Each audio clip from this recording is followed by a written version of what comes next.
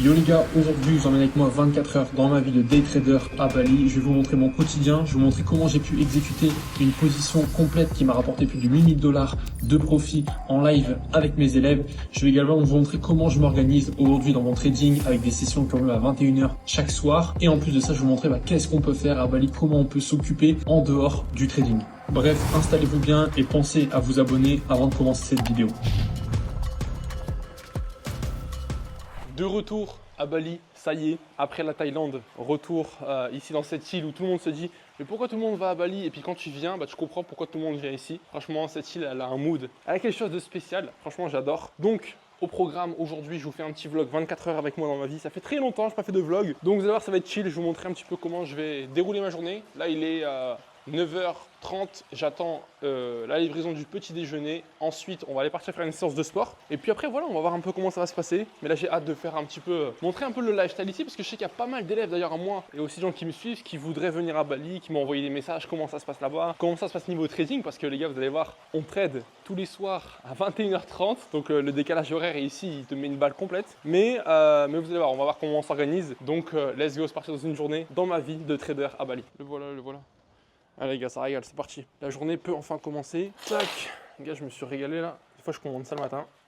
Voilà, très simple. Juste avant dans la salle, je ne pas plein de bide. Petit avocado toast. Et du coup, là, ce que je faisais juste avant, c'est qu'en gros, tous les matins, je regarde un petit peu toutes les news qu'il y a eu durant la nuit ou que j'ai pu louper durant la journée hier. Et donc là, on peut voir qu'en fait, il y a en gros le conflit qui risque de reprendre. Et ça, voilà, moi, je le pressentais un petit peu. Je l'avais dit à mes élèves. C'est assez bizarre. C'est assez bizarre que le marché il explose comme ça à la hausse. Là, on est venu faire des ATH sur quasiment tous les marchés, que ce soit le Nasdaq, le S&P. En 10 jours, on a fait presque plus de 16%, c'est n'importe quoi, c'est lunaire, alors qu'il n'y avait aucun cessez-le-feu, vous voyez. En gros, le délai de cessez-le-feu, il reste 48 heures. Et déjà, hier, il y a eu des bombardements qui ont recommencé. Moi, je trouvais ça assez bizarre, tu vois que... Alors peut-être ça va se résoudre et tant mieux, mais ce que je voulais dire, c'est que le marché, il a explosé comme s'il n'y avait jamais eu de guerre et comme si que le cessez-le-feu, il était signé.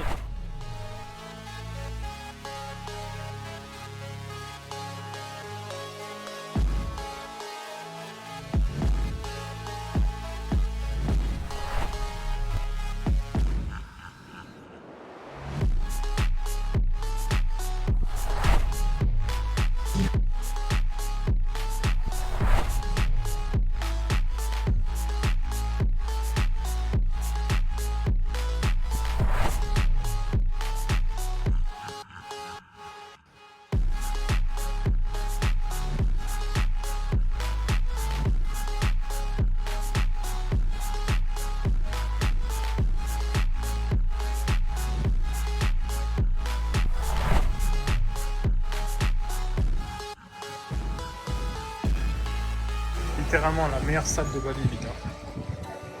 C'est à moitié une salle, à moitié beach club, restaurant, c'est trop bien.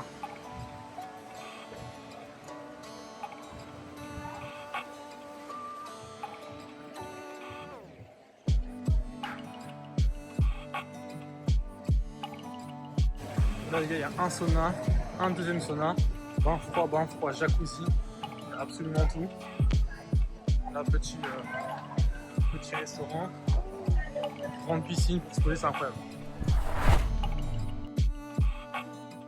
Comme chaque lundi, j'envoie aux membres de Pulse US une vidéo complète sur ce que j'appelle un pré-market, donc en gros une ouverture de marché, pour leur montrer un petit peu ce qui pourrait se passer cette semaine au niveau des marchés, au niveau du contexte. Donc là, pour vous montrer un petit peu ce que je vois arriver, je vous en ai parlé un petit peu ce matin, au vu des news qu'on a pu voir. Le Nasdaq, le S&P 500 ont fait des nouveaux ATH la semaine dernière. On a une semaine qui a été, même 2 semaines quasiment, qui ont été historiques. En l'espace de exactement 17 jours, le marché a pris 17%. Ce qui est historique, je crois que c'est...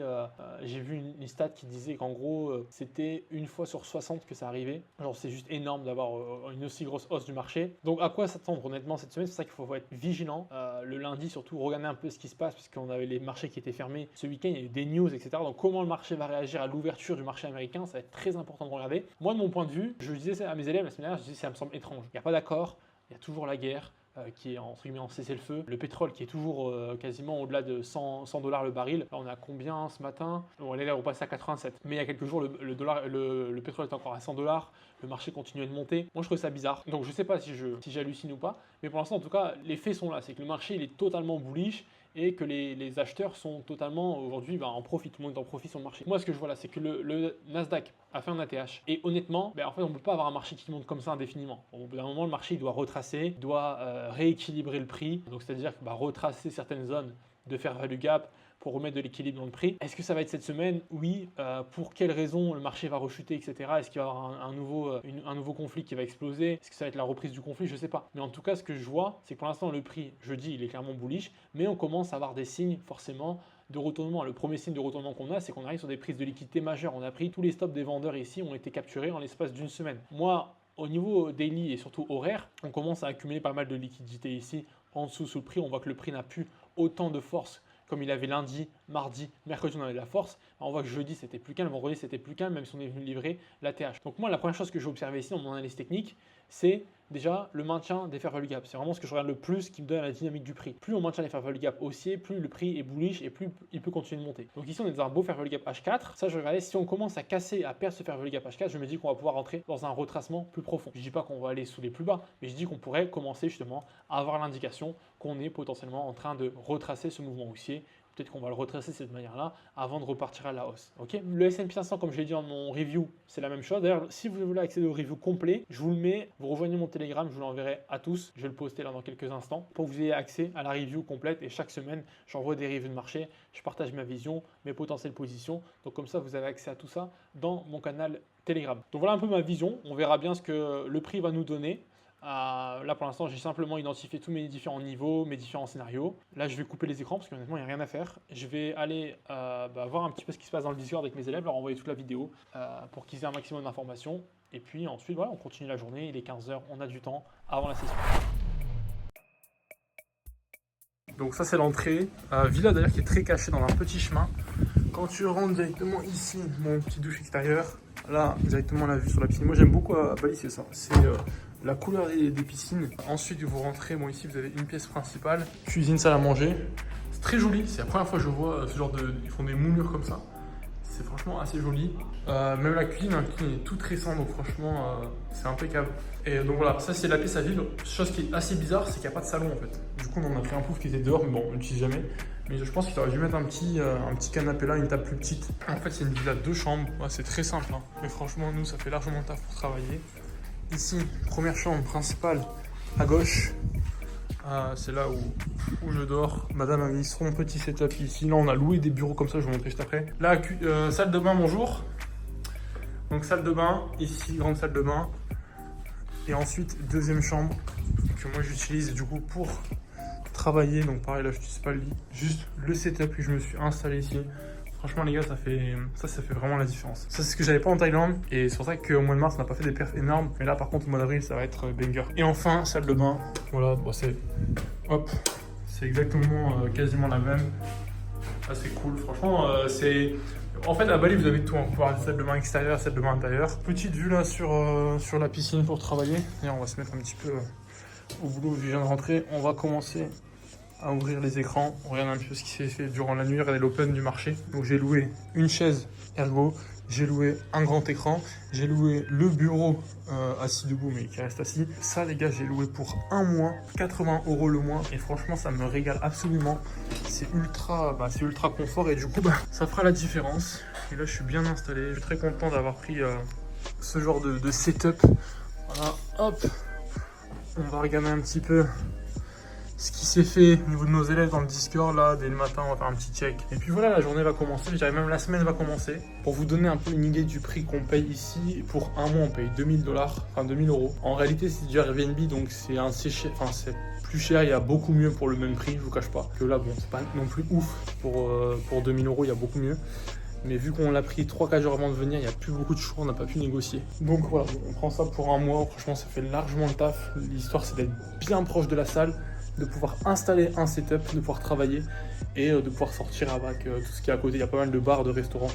Donc ça c'est cool. J'étais en train de traiter un petit peu vos messages là cet après-midi que vous m'envoyez sur Instagram. D'ailleurs n'hésitez pas, si vous avez des questions de trading, vous pouvez aussi m'écrire sur Insta. Je vous mets mon arrobase qui est juste là. Et j'étais en train d'échanger avec vous avec un de mes élèves, là, Adrien, qui est un des meilleurs élèves clairement du mentorat qu'on a pu avoir actuellement. Il y a quelques semaines, j'avais posté une interview sur la chaîne secondaire Pulse US où je poste un petit peu tous les résultats de nos élèves. D'ailleurs, je vous remets un petit peu l'extrait maintenant. Je suis financé du coup à 50 000. Aujourd'hui, j'ai fait ma demande de payout de 1 100 $. En tout, j'ai fait 4% sur ce compte-là. Et je suis en cours sur 2 comptes à 100 000 sur Topstep aussi. Incroyable. Tu m'as envoyé, je crois, il y a 3 jours ou 4 jours, tu m'as dit, ça y est, grâce à toi, c'est bon, j'ai enfin fait mon premier C'est ça, payout. ouais. Alors que ça faisait, voilà, tu vois, 1 an et demi que tu es dans le trading, tu n'avais pas fait de validation. Donc, franchement, vraiment, toutes mes félicitations à toi. Et qu'est-ce qui a fait, encore une fois, que tu as réussi justement à passer, que tu avais peur, limite, tu allais arrêter le trading, tu te dis, c'est pas fait pour moi, ou d'un Mhm. coup, tu t'es détendu maintenant? C'est le plan, en fait, c'est la structure. Maintenant aussi, le backtesting. Le backtesting, ça m'a apporté une vraie confiance dans mon trading. J'avance plus à l'aveugle. Je veux dire, maintenant, je connais mes stats. Puis, je m'autorise à un trade par jour. Ah, J'ai j'aime. confiance dans ma stratégie et dans mon plan. Et donc, tout suit. Et aujourd'hui, qu'est-ce que tu pourrais recommander à une personne qui nous regarde, qui était dans la même situation que toi, peut-être il y a 6 mois, ou qui stagnait, problème de psychologie, manque de structure?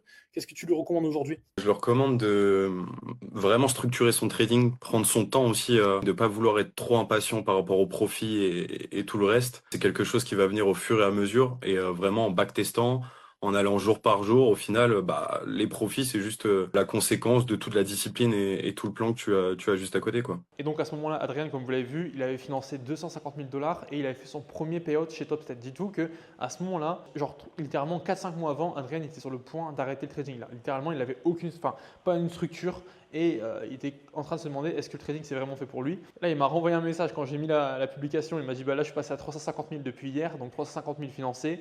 Et ce qui est encore plus beau, c'est que là, je viens d'ajouter ce compte.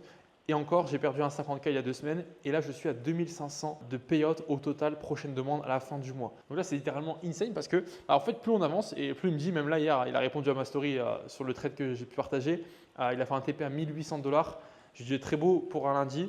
Ouais, ça fait plaisir. Et il a dit finir le mois d'avril en beauté et sortir au moins 4000 $ de payout. Je commence vraiment à avoir la vision de vie du trading. Et en fait, les gars, c'est vraiment pour vous dire que c'est vraiment une personne comme ça où, je vais te dire, elle avait stagné pendant peut-être 1 an et demi. Elle fait beaucoup de crypto aussi avant. Ensuite, on a juste structuré son plan. On a juste structuré un truc très simple. Il fait que les indices US, principalement le Nasdaq et le S&P. Il va trader principalement la session américaine de 15h30. Donc lui, il commence à partir de 16h, 16h15, vous voyez. Il a affiné un petit peu sa stratégie, son plan. Genre, il m'a surtout dit aujourd'hui, le game changer, c'est de prendre un seul trade par jour, que ce soit un TP ou un SL. Si c'est un SL, bah, il quitte les écrans et revient demain. Et en mettant ça en place, mais franchement, en l'espace de 2-3 mois, je vous l'ai dit, il a fait son premier payout fin janvier. Là, fin mars, il a refait un deuxième payout à 2500. Et là, fin avril, il compte faire un payout à 4000 $. Donc pour vous dire qu'après, ça peut aller vraiment vite. Et encore, il est financé qu'à 300-350 000 $. Je veux dire, il n'a pas encore 1 million, donc ça va aller très très vite pour lui. Les gars, c'est l'heure, hein. Je crois que c'est la guerre qui a commencé là. Là, le paddle, ça rigole pas. Là, Bali, c'est de m'envoyer quasiment tous les 2 jours. Là, gros terrain de paddle. J'ai hâte de jouer. Après qu'on a bossé, j'ai bossé 2 heures et là, je retourne au sport. Ah, les gars, c'est trop bien. C'est trop bien. Allez hop. Là, ça rigole pas aujourd'hui. Aujourd'hui, obligé, on gagne.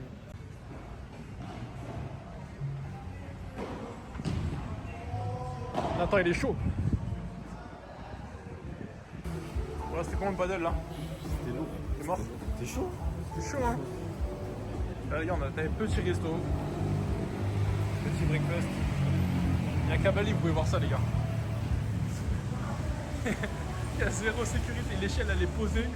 L'échelle est posée sur le toit, comme ça. Oh, c'est une dinguerie de voir ça. Salut à tous, salut Ben, salut Thomas, salut Maxime, salut Aubin, salut Raph, salut Christine, bienvenue à tous sur ce live. Donc ravi de vous avoir aujourd'hui. On va faire un petit peu, comme je vous l'ai dit, le point. Est-ce que vous avez pu regarder Est-ce que vous avez déjà pu regarder un petit peu la vidéo que j'ai pu vous partager ce matin concernant le pré-market pour voir un petit peu voilà, la vision que je vous ai donnée. Mais en tout cas, voilà, c'est assez clair pour moi ce qui est en train de se passer en ce début de semaine. On est lundi, il faut qu'on prenne du recul un peu, voir un peu ce qui va se passer. Il ne faut pas non plus essayer d'anticiper un retracement. Tant qu'on n'a pas de confirmation claire, le billet reste, comme je vous l'ai montré ici, le billet reste toujours bullish. Donc pour l'instant, voilà, on suit le mouvement. Et puis on va voir si on va commencer à venir chasser des plus bas. Pour l'instant, on voit que ce qui m'intéresse, comme je l'ai partagé ce matin, ça va être ce VG ici en 4 heures.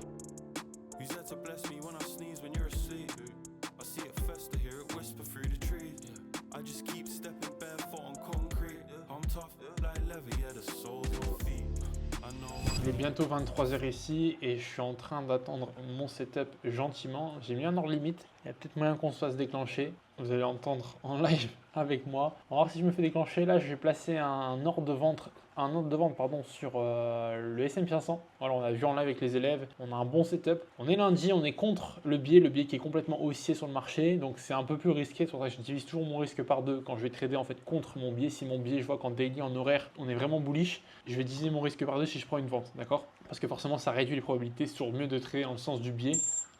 Là, vous avez entendu, là on s'est fait déclencher à l'instant sur le prix. Donc voilà, on va voir un peu ce que le marché nous propose. Il faut être patient, il est déjà 23h chez moi, honnêtement, je suis KO là, après une grosse journée de sport comme ça. Bon, heureusement, c'est pas toujours comme ça, mais c'est vrai que ça fait du bien de pouvoir honnêtement faire du sport quand tu as envie, quand tu aimes ça. Finalement, je peux peut-être travailler 2-3 heures par jour aujourd'hui, enfin surtout en ce moment. Mais si c'est 2-3 heures par jour productif et derrière, on arrive à être concentré, focus pour faire de l'argent, c'est tout ce qui compte. Donc là, patience, et puis on va voir à quelle heure on va se coucher aujourd'hui, peut-être 1h, 2h, 3h, je sais pas, selon comment le setup se déroule. Et voilà, patience maintenant. Les gars, c'est parti à une vitesse, on s'est fait déclencher, vous avez entendu la notif. Je suis choqué, la mèche de fou, je suis choqué. Regardez-moi ça, en 3 minutes, je me suis fait tellement déclencher parfaitement. C'est venu. Brrr. Là, on a mis une mèche de fou. Alors là, je ne me suis pas encore fait TP, honnêtement. Sur le Nasdaq, on a touché des niveaux de liquidité. Donc là, je vais voir, j'ai vraiment clairement passé quasiment mon trade d'ici à BE. Là, il faut vraiment qu'on vienne casser ce gros niveau de fair value gap. Là, je ne sais pas si vous voyez bien, mais honnêtement, c'est parti comme une balle. Par contre, là, ça peut être très mauvais en fait, d'avoir des trades souvent qui partent aussi fort comme ça. Une grosse mèche, un gros rejet.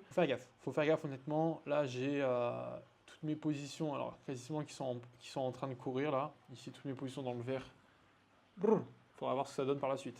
Bon les gars, ça y est, TP1 clôturé parce que le Nasdaq est venu ici chercher sa liquidité majeure. Donc ça, j'ai clôturé 50% de mon trade là-dessus. Gestion parfaite. Pour l'instant, on essaie de gérer ça au mieux. On a de la marge, on peut vraiment descendre sur le S&P encore. Juste le Nasdaq a atteint un target majeur. Donc il faut voir si le S&P se retourne. Dans ce cas-là, je sortirai en profit à nouveau.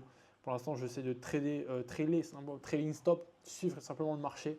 Je me couvre derrière mes plus hauts et je laisse le marché dérouler. Donc on va voir ce que ça donne. Pour l'instant, c'est bien parti. J'ai pris du coup ici une bonne partie de mes profits. Franchement, les gars, sur 20 comptes, ça régale. Hein. Donc voilà, patience. Là, on vient. Franchement, on est pas mal. Déjà, on est RR de 2,30 pour l'instant. Objectif 3,60. Mais si je vois que c'est trop long, je sortirai du trade. Parce qu'honnêtement, là, c'est déjà une très belle performance pour un lundi matin. Enfin, lundi soir. Voilà, là, ça enchaîne parfait. Ça y est, 23h30, 30 minutes en position sur le marché. TP atteint, trade clôturé, $8000 de profit en 30 minutes. Un lundi, franchement, ça fait plaisir. La semaine dernière, on n'a pas été récompensé. Le marché est parti comme une balle. Je lui ai dit, c'était irrationnel. Cette semaine, il fallait qu'on le fasse. Il fallait qu'on le fasse. Et là, c'est ce qu'on a fait. Putain, regardez les gars, comment on a snipé le marché. J'ai fait 1 heure de live, mes élèves. J'aurais dit que c'est exactement la zone. On a attendu, on a pris position. Tout était là. Genre, c'était magnifique. Malgré qu'on soit contre le stake delivery. Regardez comment on a bien géré notre trade. Le marché, il a déclenché parfaitement. Il a accéléré à la baisse. Continuation.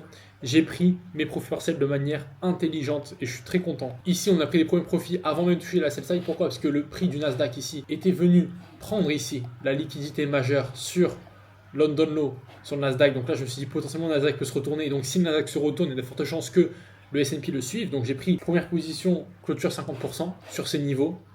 Et ensuite, j'ai créé mon FVGM3. Moi, c'est très simple. Là, je voulais vraiment trail stop la position pour aller chercher un maximum de profit. Je voulais pas laisser mon SL à BE parce que je voulais prendre beaucoup de profit. J'ai été pas mal exposé sur des comptes challenge. Donc j'ai bien trail stop. J'ai mis mon SL derrière ici, à ce niveau-là.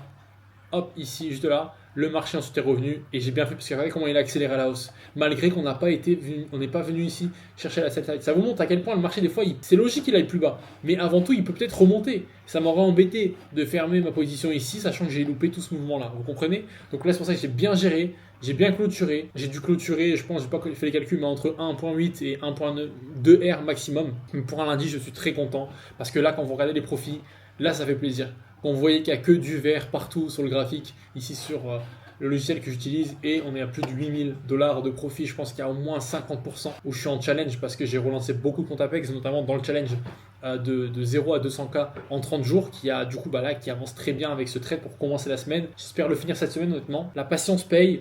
Aussi, bien sûr, là on a tout vu en live, tout était donné. J'ai même tout donné dans mon Telegram. Je vous ai donné l'analyse complète juste avant de prendre position. Je notais ce que je voyais, etc. Pourquoi j'étais vendeur et tout.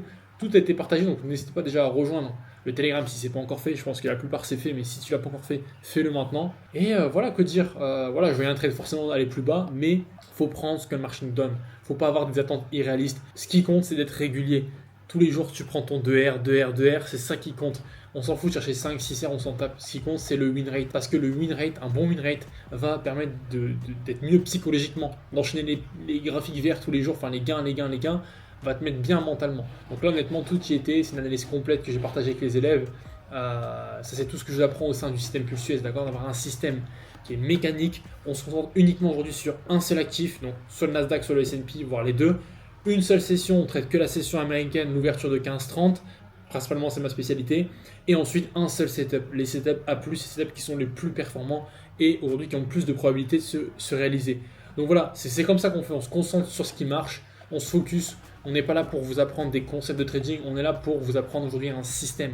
Les concepts, tout le monde les connaît, mais pourtant 90-95% des personnes qui connaissent les concepts de Smart Money, d'ICT ne sont pas rentables parce qu'ils n'ont pas de système, ils ont juste des connaissances. Mais les gars, c'est plus suffisant, on n'est plus au Moyen-Âge, etc. Ce qu'il faut aujourd'hui, c'est vraiment bâtir un système, bâtir des règles claires dans votre trading qui vont vous permettre d'être efficace et surtout avec le moins d'impact psychologique. Et c'est pour ça qu'on met en place un système mécanique avec des confirmations simples qui se reproduisent tous les jours à la même heure.